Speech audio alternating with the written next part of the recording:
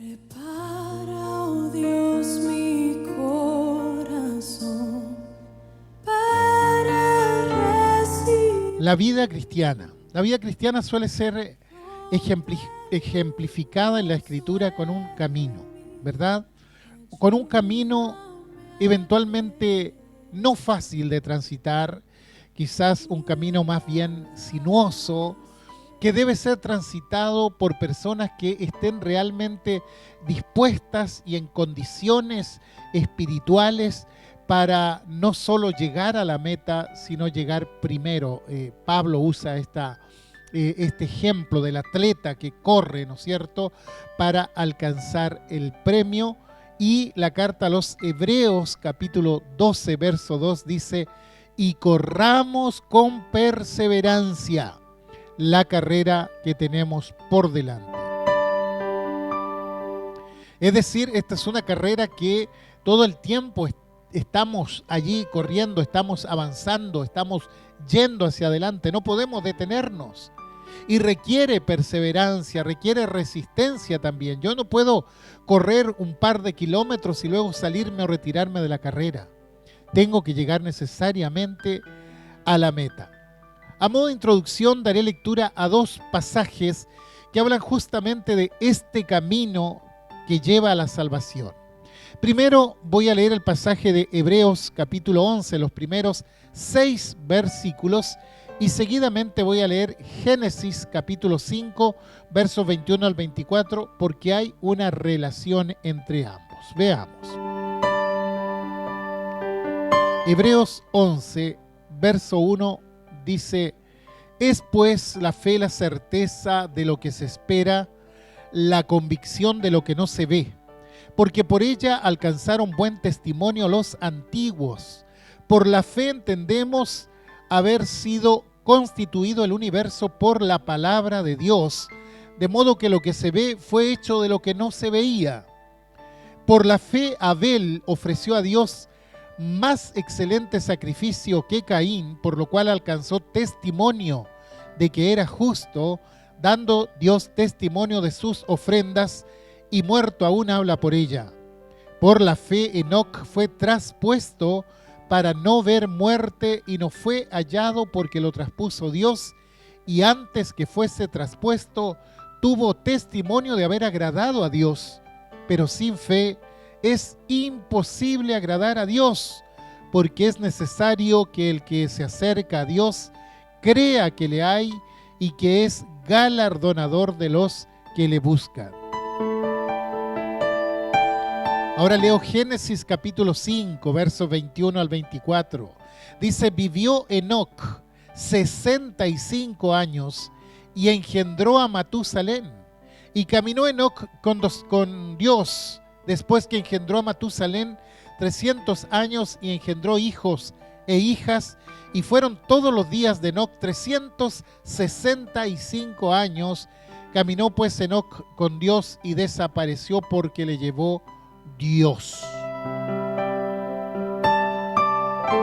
Los primeros 11 capítulos de Génesis encierran misterios no fáciles de analizar. Es un tiempo donde se producen cambios muy sustanciales, y uno de ellos es el que surge debido al diluvio del cual habla el capítulo 7 de Génesis.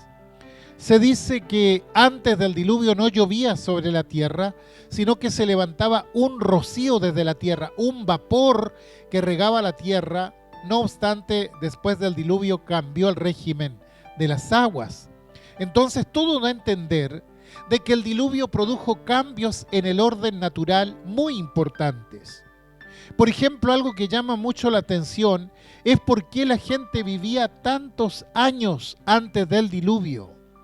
Se dice que Matusalén, el más longevo de todos, llegó a vivir 969 años, y que Noé, que era nieto de Matusalén, vivió 950 años. Entonces surgen dudas.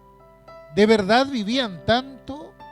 ¿Gozaban de tan excelente salud, o simplemente los años se contaban de otra manera a como los contamos nosotros el día de hoy?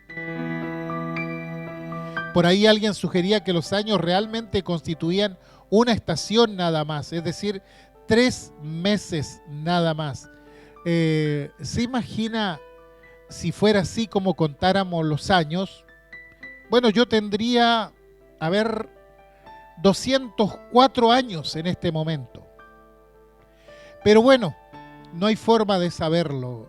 Quiere decir que hay misterios, ¿verdad?, que son muy difíciles de aclararlo en ese periodo de tiempo. Por otro lado, hay quienes aseguran que el diluvio abarcó solo las zonas pobladas, habitadas de la tierra, pero hay otros que dicen que el diluvio en realidad fue universal. Al fin de cuentas, podemos concluir que sabemos muy poco de ese periodo de la historia. El investigador Chesterton se refiere a la vida antes del diluvio y dice que se han generado ideas totalmente equivocadas respecto de ese periodo de tiempo sin que hayan pruebas para sustentarlas. Muchos creen que los hombres de esa época andaban prácticamente con garrotes arrastrando a sus mujeres por el pelo, pero no hay ningún estudio que avale algo así. Lo que sí hay son pinturas rupestres, sobre todo las encontradas en las cuevas de Altamira en España, muestran que las personas de aquel tiempo tenían un espíritu muy refinado y por tanto discute por qué muchas cosas que se afirman no tienen pruebas. Entonces, desde el diluvio hacia atrás en la historia, es muy difícil conocer qué es lo que pasaba realmente. Sin embargo, cuando vamos a la Escritura, a la Biblia, a la palabra de Dios, podemos saber sobre cómo era la vida en ese periodo. Como todos sabemos, la Biblia no es un libro de ciencia, sino es un libro para la salvación del hombre. Y por eso se refiere a la vida espiritual de ese periodo, no de lo demás. Y el primer caso de fe que presenta el capítulo 11 de Hebreos es el caso de Abel. De hecho, este capítulo, conocido como el capítulo de los héroes de la fe, menciona solo a 2 hombres que vivieron en ese periodo antidiluviano, que manifestaron una fe férrea en Dios, y menciona a Abel y a Enoc. Después se menciona a Noé, pero claramente Noé ya pasó el diluvio. Pero antes de eso, solo tenemos a Abel y a Enoc. El primero de ellos, Abel, destaca el principio de que por la fe Abel ofreció a Dios más excelente sacrificio que Caín, por lo cual alcanzó testimonio de que era justo, dando Dios testimonio de sus ofrendas, y muerto aún habla por ellas. Quiere decir que la fe de Abel ofreció a Dios algo con excelencia, es decir, su fe hizo algo. Dice el relato que ambos hermanos, Abel y Caín, se acercaron con sendas ofrendas delante de Dios, con lo mejor que tenían para agradecerle a Dios, no para expiación, sino en agradecimiento. Indica claramente que ambos creían en Dios y ambos trajeron ofrenda a Dios, pero Dios miró con agrado la ofrenda de Abel, no así la de Caín.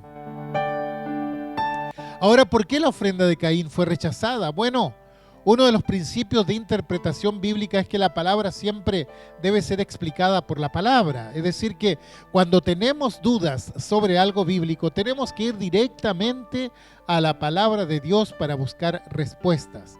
Y entonces, cuando vamos a 1 Juan 3:12, dice que Caín era del maligno. Dice que Caín era del maligno y mató a su hermano. ¿Y por qué causa le mató? Porque sus obras, escuche, sus obras eran malas y las de su hermano justas. Entonces, ¿por qué Dios rechazó la ofrenda de Caín? Porque sus obras eran malas. Cosa interesante, porque ambos eran hombres de fe, pero una fe fue eficaz porque generó obras, más la otra fue rechazada porque venía de alguien cuya conducta no expresaba las obras requeridas por Dios. Dice Santiago 2:17 que la fe, si no tiene obras, es muerta en sí misma. Se fijan, lo que tenemos aquí en esta antigua lección tiene mucho que decirnos a nosotros como cristianos en la actualidad. Que no basta solo con decir creo en Dios o que creo en la Biblia, creo en Jesús. Es necesario expresar la fe en una vida de entrega, en una vida de fidelidad a Dios, en una vida de servicio desinteresado a la obra de Dios. Y aquí tenemos a dos hermanos que en aspectos de fe dividen dos grandes caminos en la humanidad. Uno donde se expresa el temor a Dios, que es el camino de Abel, podríamos decir, y el otro cuya fe se expresa pero sin temor a Dios, que es el camino de Caín. Y a medida que leemos la Biblia, vemos cómo estos dos caminos siguen toda la historia de la humanidad. Están los temerosos de Dios y los no temerosos de Dios. No es el de los creyentes y el de los ateos, sino de aquellos que aún dicen creer, pero no son consecuentes con la fe que dicen tener. En Génesis 4 tenemos la línea genealógica de Caín. Hay nombres que aparecen a partir de su simiente, pero llama la atención el séptimo en descendencia, un tal Lamec. ¿Por qué? Porque él legó un cántico que aparece en los versos 23 y 24, y miren lo que dice. Se lo dedicó a sus esposas. Dice: escuchen bien lo que les digo. He matado a un hombre por herirme, a un muchacho por golpearme. Si a Caín lo vengarán 7 veces, a mí tendrán que vengarme 77 veces. ¿Qué le parece la letra de esta canción? Maté a un hombre por herirme y maté a un muchacho por golpearme. ¿Qué podemos decir del corazón de un hombre que elabora una canción como esta? Que claramente es un hombre sin temor de Dios, sin temor del prójimo, digno descendiente de quien dio muerte a su propio hermano en el principio, que fue Caín. Y resulta que de ellos se desarrolló una sociedad bastante industriosa, porque edificaron ciudades, criaron ganados, trabajaron el bronce y el hierro, tuvieron inquietudes artísticas, compusieron música en flauta y arpa. Quiere decir que construyeron una cultura que iba floreciendo. Pero al llegar al séptimo en la escala genealógica, entonces nos encontramos con este personaje Lamec, que viene y nos deja este cántico para nada hermoso para la posteridad. Ahora si vamos a la otra línea, que es la línea genealógica de Set, porque recordemos que al morir Abel a manos de su hermano, él no deja, digamos, descendencia. Dios levanta a Set. Y es en esta línea también, que podríamos considerar la línea de Abel, hay un séptimo hombre. Y es el segundo que menciona Hebreos entre los hombres de fe antes del diluvio, es decir, Enoc. Y cuando llegamos a Enoc, fíjese que la Biblia también hace una pausa ahí. Se detiene por un momento para hablar específicamente de este hombre. Y dice el verso 24 de Génesis 5, que lo leíamos al comienzo: caminó pues Enoc con Dios y desapareció porque le llevó Dios. Lo que quiere decir que así como en la generación cainita dio como resultado un tal Lamec, quien fue la expresión máxima de esa generación y que se jactaba de las muertes y todas las fechorías que había hecho.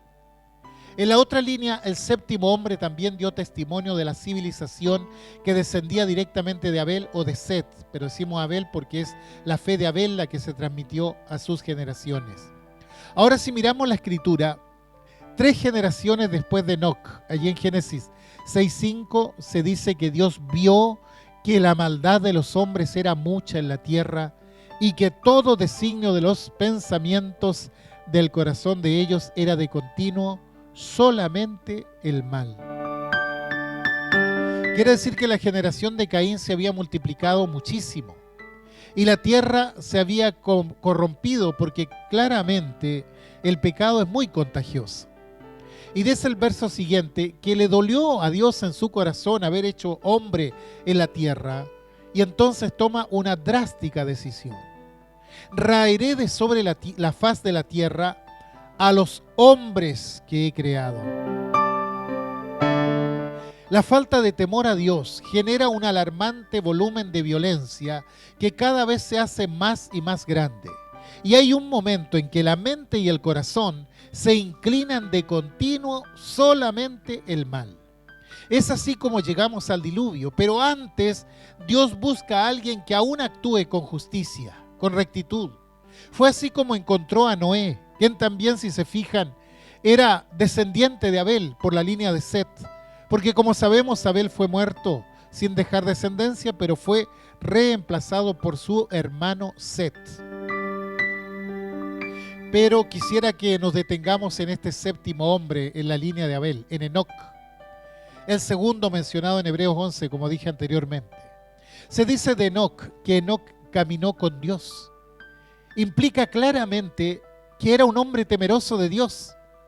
Y esta es la característica central de quienes temen a Dios. Caminan con Dios durante toda su vida.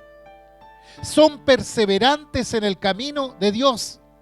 Es decir, Enoc fue un hombre que tuvo que ir a contramano de la corriente. ¿Por qué? Porque toda la corriente arrastraba a la gente fuera del temor de Dios. La línea de Caín. Sin embargo, este hombre, Enoc, tuvo la capacidad de ejercer resistencia y decir no a esa corriente. Y entonces en Hebreos 11 aparece como un héroe de la fe junto con Abel, porque Enoc tenía temor a Dios como tuvo Abel. Y además caminó con Dios. Y aquí hay un principio muy importante, y es que la fe, la verdadera fe, obra y camina. ¿Se da cuenta que ya tenemos varias cosas que ocurrieron antes del diluvio? La Biblia nos dice cómo funciona la parte espiritual en ese tiempo. Están los que temen a Dios y los que no. Vemos que los que temen a Dios deben estar dispuestos a nadar contra la corriente. ¿Por qué? Porque los hijos de Caín se multiplicaron de tal forma y armaron un camino tan ancho donde muchos transitaban, como dice Jesús en Mateo 7. Ancha es la puerta y espacioso el camino que lleva a la perdición, y muchos son los que entran por ella. Todo esto trae destrucción moral, violencia, falta de respeto por el prójimo. No es fácil caminar con Dios en esta vida. Hay que tener valor y hay que tener carácter. No es fácil nadar contra la corriente. Sin embargo, Enoc caminó con Dios. ¿Y sabe por qué caminó con Dios? El profeta Amós nos da la respuesta cuando dice: ¿andarán dos juntos si no estuvieran de acuerdo? Y claro, porque yo camino con alguien que estoy de acuerdo. Y por supuesto que me alejo de aquella persona con quien no estoy de acuerdo. Acá se dice con mucha claridad que para andar juntos, junto con alguien, tiene que haber un acuerdo. Y si la Biblia dice que Enoc caminó con Dios, significa que se ajustó a los principios y al temor de Dios. Para Enoc, digamos, su temor, su fe en Dios, fue un camino. Fue un camino básicamente. Y Abel, por supuesto, que no pudo transitar la vida porque fue muerto a muy temprana edad, pero dio un ejemplo de conducta que Dios premió. ¿Por qué? Porque hacía cosas buenas, obras rectas. Pero cuando llegamos a Enoc, entonces vemos que la fe se convierte realmente en un camino. Enoc, a diferencia de Abel, vivió muchísimos años y los vivió en una sociedad hostil a la fe, y sin embargo, a pesar de todo eso, él caminó con Dios. La fe de Enoc es la fe del hombre que quiere agradar a Dios. Camina en el camino trazado por Dios, sigue a Dios, tiene temor a Dios. Y así como la fe de Abel se manifestó en obras, la fe de Enoc se manifestó no solamente en obras, sino también en un seguimiento. El Señor define la fe en él diciendo: yo soy el camino. Yo soy el camino, la verdad y la vida. ¿Se da cuenta? Yo soy el camino. Es decir, el Señor se presenta como un camino que debemos seguir por fe. Un camino que muchas veces no coincide con la mayor parte de la sociedad, pero es el camino de Dios. Los primeros cristianos, cuando comenzaron a hablar de Jesucristo, llamaron a su fe el camino. Saulo, que era un perseguidor de la iglesia, los miraba y decía: esto es un camino. Y pidió cartas para la sinagoga de Damasco, a fin de que se hallase algunos hombres o mujeres de este camino, los trajese presos a Jerusalén. Quiere decir que Pablo se dio cuenta que los cristianos estaban siguiendo un camino que no era el camino de ellos precisamente. Y después de convertido Saulo, ya llamado Pablo, llega a Filipos, lo siguió una chica endemoniada que grita y hace un elogio de Pablo y Silas. Dicho sea de paso, hay que tener bastante cuidado cuando Satanás elogia, ¿no? Y la chica le dice: estos hombres son siervos del Dios Altísimo, quienes os anuncian el camino de salvación.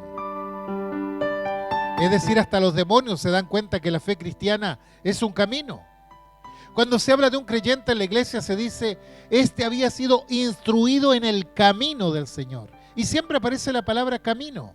Gente que camina por la senda que el Señor ha marcado, capaces de enfrentar problemas, adversidad y no moverse de él.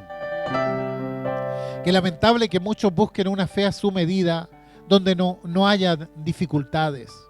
Bueno, esa es la fe de Caín.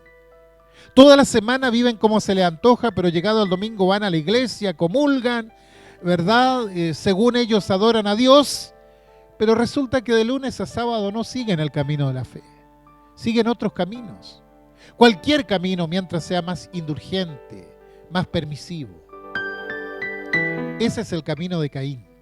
Aquel que no exige nada, que no incomoda en nada, un camino que tiene todo menos temor a Dios. Cuidado. No nos engañemos. Los cristianos, los verdaderos, caminan el camino del temor a Dios cada día, todos los días de la semana.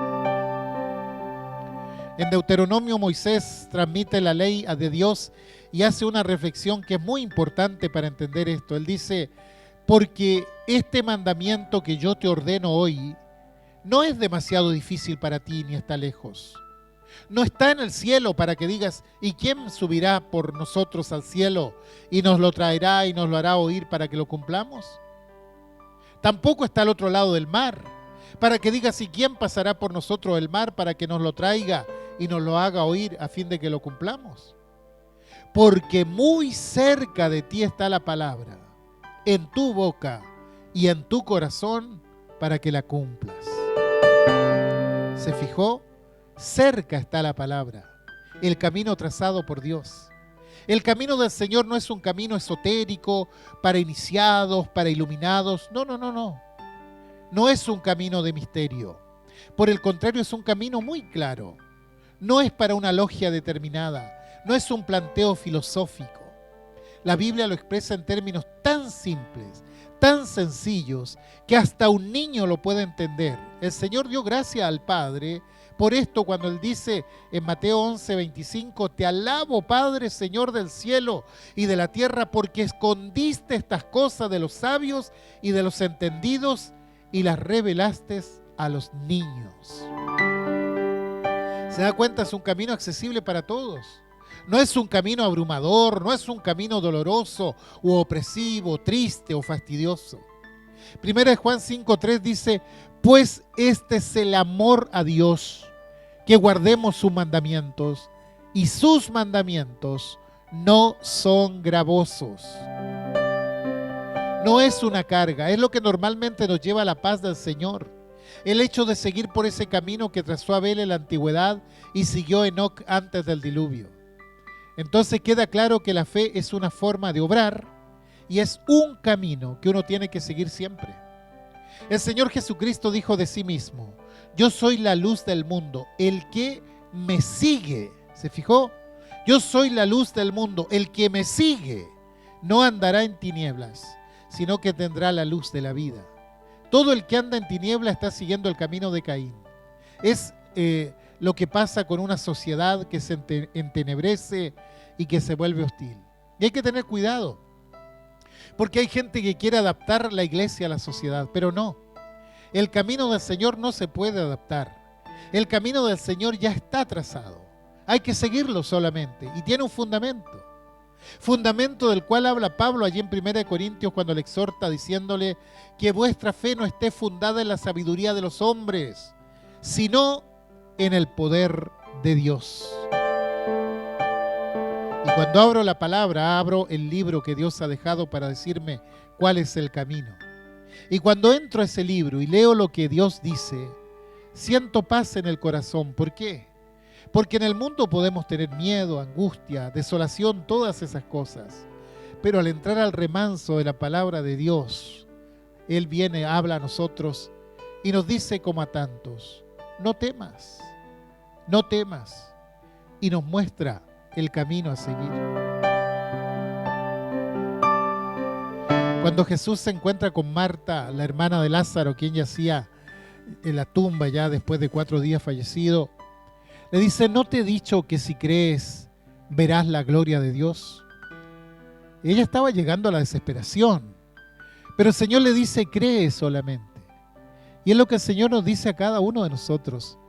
Mientras la sociedad se va para cualquier lado, Dios nos dice, cree solamente, y nos muestra el camino a seguir.